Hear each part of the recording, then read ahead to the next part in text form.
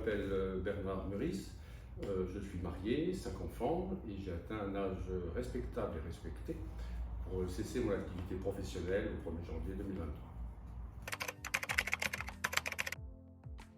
Alors, je suis lillois d'origine, j'ai effectué toutes mes études à Lille. J'ai une licence qui est l'ancêtre du master à l'université de Lille et j'ai prêté serment en 1976. J'ai ensuite exercé en qualité d'associé avec des collaborateurs et des collaboratrices, ce qui est extrêmement important, dans différents cabinets pour une activité essentiellement axée sur le droit social.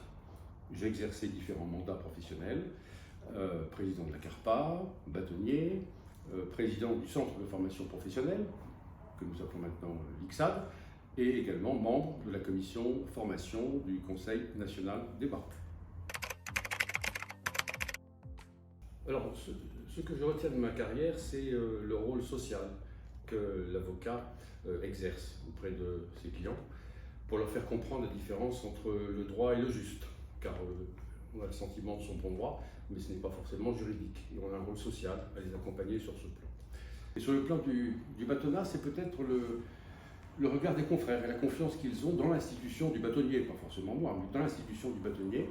Je crois que nous sommes la seule profession où l'avocat peut s'adresser à un autre avocat, son bâtonnier, pour s'entretenir de ses problèmes personnels, de ses problèmes professionnels, sans être jugé, et en sachant qu'il sera protégé, mais sans protectionnisme.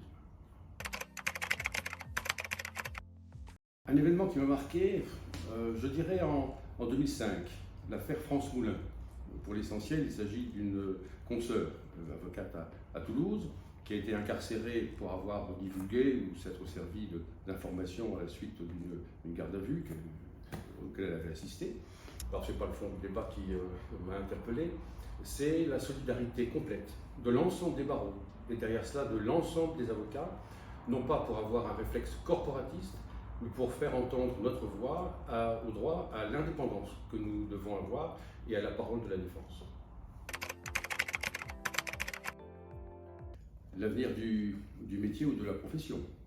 Je fais une différence entre le métier et la profession. Le métier, c'est l'exercice concret d'une activité. Et là, nous allons sans doute vers le numérique, vers l'intelligence artificielle, où il faudra être extrêmement vigilant parce que ce n'est pas l'intelligence artificielle qui peut gérer l'ensemble des problématiques juridiques.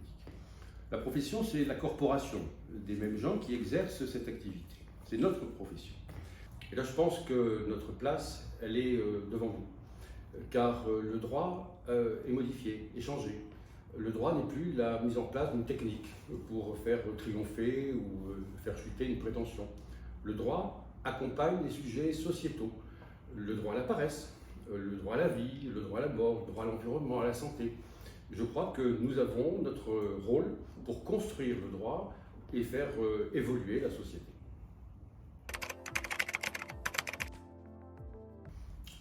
On demande les conseils qu'aux vieux avocats, n'est-ce pas? Alors je leur donnerai 2 conseils. Le premier, c'est sans doute d'être audacieux et imaginatif dans une argumentation ou une défense. Mais attention, avec une limite, qui est celle de l'honnêteté intellectuelle. Car c'est l'audace, l'imagination qui fait avancer le droit et donc qui fait avancer la société. Et le deuxième conseil, c'est celui de la déontologie. Tous les bâtonniers, nous sommes passeurs sur ce plan.